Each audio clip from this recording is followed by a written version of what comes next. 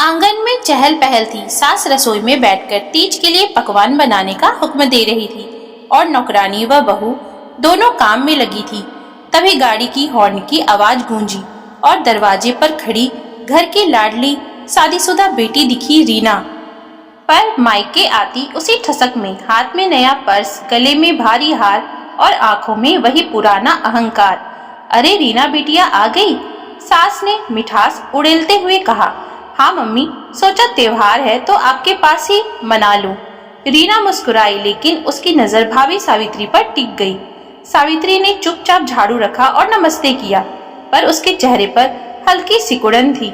उसे पता था रीना के घर आने का मतलब है घर की हवा में जहर घुलना। दोपहर तक सब सामान्य रहा। फिर रीना अपनी माँ के कमरे में जाकर गप्पे मार रही थी। बहू रसोई में खट रही थी, लेकिन शाम होते होते घर में बवाल खड़ा हो गया। सास के कमरे से चीख सुनाई दी, हे राम, मेरी 2 सोने की चूड़ियां, गले की चैन, 2 टॉप्स और झुमके कहाँ गए? अलमारी खुली पड़ी है। घर में सनसनी। सब दौड़कर पहुंचे। अलमारी सचमुच खुली थी और जेवर गायब थे। सास रोने पीटने लगी, हे भगवान, मेरी बुढ़ापे की लाज लूट गई। तभी सावित्री ने ताना कसते हुए कहा, मम्मी जी, कहीं ऐसा तो नहीं? रीना दीदी। रीना की आंखें अंगार बन गई। क्या मतलब है तुम्हारा? मैं अपनी माँ का ही गहना चुराऊंगी? अरे बेहुदा औरत, ये गहने मेरी माँ के हैं। अच्छा है दीदी, मायके आई नहीं और हिसाब साफ करने लगी। रीना ने गुस्से से दांत पीसते हुए कहा, सुन ले भाभी, तुम नई हो इस घर में और ये घर मेरी माँ का है और इसकी हर चीज पर सबसे पहला हक मेरा है। तुम खुद को मालकिन मत समझो।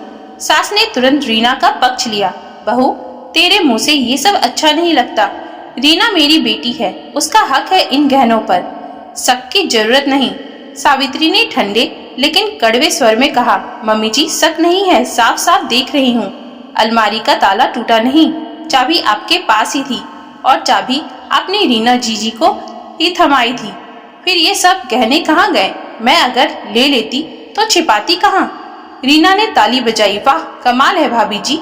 रीना दीदी, आप साल में 2 दिन आती हैं और घर को सिर पर उठा लेती हैं, हक की बातें करती हैं, लेकिन क्या कभी अपनी माँ की सेवा की है? दवाई कौन लाता है? खाना कौन बनाता है? सब मैं करती हूँ। और जब जेवर गायब हुआ तो आपकी मासूमियत पर शक क्यों ना करूं? सास चीख पड़ी, चुप रह तू। रीना पर शक करने की हिम्मत कैसे हुई? ये घर उसकी माँ का है, तेरा नहीं। तभी कमरे में सावित्री के पति राकेश भी आ गए। ये शोर शराबा किस बात का है? रीना तुरंत भाई के गले लग गई। भैया देखो, ये सावित्री भाभी मुझ पर इल्जाम लगा रही है कि मैंने मम्मी के गहने चुरा लिए। राकेश ने पत्नी की ओर देखा। सावित्री, तुम्हें शर्म नहीं आती? रीना मेरी बहन है, उस पर ऐसा आरोप लगाती हो? सावित्री ताने से बोली, शर्म मुझे आनी चाहिए या उन्हें? अलमारी की चाबी इनके पास थी और गहने गायब है, पर रीना दीदी तो बहन है ना, पर उन पर शक करना गुनाह है। रीना ने कटाक्ष मारा। हाँ भाभी, गुनाह है, क्योंकि मैं इस घर की बेटी हूँ और बेटियों का माँ की चीजों पर हक होता है। बहुएं आती जाती है, बेटियां हमेशा बेटियां रहती हैं। सावित्री तड़पकर बोली, तो फिर साफ कह दीजिए कि ये घर आपका है और हम बस नौकरानी हैं। आप लोग रीना जी को सोना चांदी सब दे दीजिए, मुझे सिर्फ झाड़ू पोछा ही सौंप दीजिए। वैसे भी यही कर रही हूँ मैं यहाँ। राकेश ने झल्लाकर कहा। बस बहुत हुआ सावित्री, तुम्हें हर बात में ताना मारना जरूरी है क्या? रीना हमारी बहन है। वाह राकेश जी, जब बात आपके बहन पर आती है तो मेरी हर बात ताना लगती है, और जब आपकी माँ रोज मुझे कोसती हैं तब आपको कुछ नहीं सुनाई देता। मम्मी जी, लेकिन मैं सच सामने लाऊंगी। रीना चीखी। सच? कौन सा सच? तुम हमें चोरी का इल्जाम लगाकर इज्जत बिगाड़ना चाहती हो? रीना की आंखें लाल थी। सावित्री का चेहरा गुस्से से तमतमा रहा था और सास लगातार रोते रोते बड़बड़ा रही थी। हे भगवान, कैसी बहू आई है, दिन रात झगड़ा करती है। सावित्री ने कहा, मम्मी जी, झगड़ा मैं करती हूँ या रोज रोज ताने आप और आपकी बेटी देती हैं? हर बात पर मेरी इज्जत उछाल जाती है और आज तो हद ही हो गई। ऊपर से गहने गायब और इल्जाम भी मेरे सिर पर डाल दीजिए। रीना बीच में कूद पड़ी। अरे, मेरी शादी को 5 साल हुए हैं, मेरे पास गहनों की कमी है क्या? तेरे जैसी बहुओं का तो बस यही काम है, हर चीज पर शक करना। राकेश गुस्से से गरज पड़ा। सावित्री, एक शब्द और मत बोलना। अगर रीना पर इल्जाम लगाया तो मैं बर्दाश्त नहीं करूंगा। सावित्री ने कटाक्ष किया। वाह, जब बात बहन का हो तो आप शेर बन जाते हैं, और जब अपनी बीवी हर रोज जिल्लत झेले तो आपकी जुबान ताली में बंद रहती है। रीना ने ठठाकर हंसते हुए कहा, देखा मम्मी, ये कैसी है, इसे तो किसी ने ढंग से संस्कार सिखाए ही नहीं। आज मेरे सामने बक रही है, कल पड़ोसियों के सामने आपको नीचा दिखाएगी। सास ने बहू पर उंगली उठाई। बहू तो दिन ब दिन हद पार करती जा रही है। इस घर की बेटी पर इल्जाम लगाने से पहले तो 100 बार सोचती तो अच्छा होता। सावित्री ने तीखे स्वर में कहा, सोचने की जरूरत मुझे नहीं, आपको है मम्मी जी, क्योंकि आपकी लाडली बेटी तो आपके भरोसे का गहना भी गायब कर सकती है। और सच तो ये है कि आप भी यही चाहती हैं कि आपकी बेटी पाक साफ नजर आए। रीना आग बबूला होकर आगे बढ़ी और चिल्लाई, तुझे मुझ पर शक है ना? चल मेरे बैग की तलाशी ले ले, लेकिन याद रखना अगर कुछ ना निकला तो मैं क्या करूंगी। सावित्री ने गरज कर कहा, तलाशी क्यों? अगर दिल ही साफ है तो पहले ही बता दीजिए कि मम्मी जी की अलमारी की चाबी आपके पास कैसे आई। रीना झट से बोली, मम्मी ने दी थी, और क्यों ना दी थी, उनकी बेटी हूँ मैं। ठीक कहा आपने, मैं पराई हूँ, तभी तो इस घर में मेरे हिस्से बस गालियाँ और ताने आते हैं, और आप बेटी, चाहे गहना ले जाए या घर का सामान। सास ने चिल्लाकर कहा, बहू जुबान संभाल कर बोल, वरना अच्छा नहीं होगा।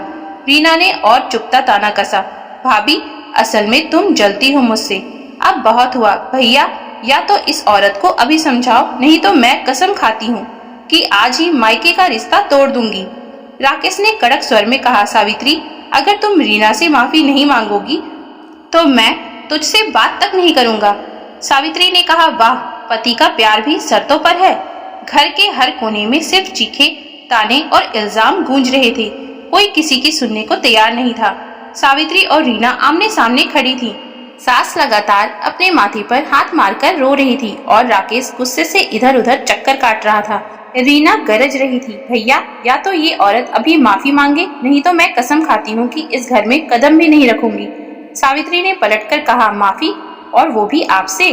पहले साबित कीजिए कि जेवर आपके पास नहीं है, फिर मैं सोचूंगी। रीना दहाड़ उठी, मैंने कहा ना मेरी तलाशी ले लो, लेकिन याद रखना अगर गहने मेरे पास नहीं मिले तो मैं तेरा जीना हराम कर दूंगी। सावित्री ठंडी हंसी हंस दी, जीना तो आपने पहले ही हराम कर रखा है। अचानक दरवाजे पर खटखटाहट हुई। मोहल्ले की शकुंतला काकी आ खड़ी हुई। बहन जी, ये क्या शोर मचा रखा है? गली तक आवाज आ रही है।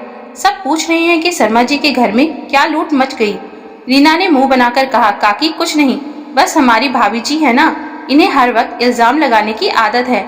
सावित्री बीच में बोल पड़ी, हाँ काकी, इल्जाम तो लगाना ही पड़ेगा जब गहने गायब है और शक उसी पर है जिसके पास चाबी थी। काकी ने भौहें उठाई, चाबी? किसके पास थी चाबी? सावित्री ने सीधे कहा, रीना जीजी के पास। काकी ने तुरंत ताना मारा, तो फिर तो शक स्वाभाविक है, बेटी हो या बहू, चोरी तो चोरी होती है। रीना तिलमिलाकर बोली, काकी जरा जुबान संभाल कर, मैं कोई चोरनी नहीं हूँ। काकी ने दो टूक कहा, बेटी गुस्सा करने से सच नहीं छुपता, मोहल्ले में बहुत कुछ सुनने को मिलता है, ये मत भूल कि घर में नौकरानी भी है, कई बार अंदर बाहर वही सब देखती है, क्यों ना उसे बुलाकर पूछ ले। नौकरानी को बुलाया गया। घबराई सी वह कमरे में आई। सावित्री ने सख्त लहजे में कहा, सच सच बता, अलमारी किसने खोली? नौकरानी ने कांपते हुए कहा, बीबी जी, उस दिन मैंने देखा था रीना दीदी अलमारी में कुछ रख रही थी। सन्नाटा छा गया। सबने घबराकर कहा, नहीं तो झूठ बोल रही है। नौकरानी रो पड़ी, मैं क्यों झूठ बोलूंगी, मैंने अपनी आंखों से देखा है। रीना आग बबूला हो गई, झूठ? तू और ये सावित्री मिली हुई है, मुझे बदनाम करने की साजिश रच रही हो। सावित्री ने व्यंग से कहा, वाह रीना जी, सब झूठे हैं, मैं भी, नौकरानी भी, मोहल्ले वाले भी, सच्चे सिर्फ आप हैं। राकेश भी हक्का बक्का रह गया। उसने बहन की तरफ देखा। रीना सच सच बता, क्या गहने तूने लिए? रीना ने तड़ाक से कहा, हाँ लिए। तो क्या कर लोगे, मेरी माँ के गहने हैं, मैंने अपने पास रख लिए, तेरी बीवी को क्या हक है सवाल करने का?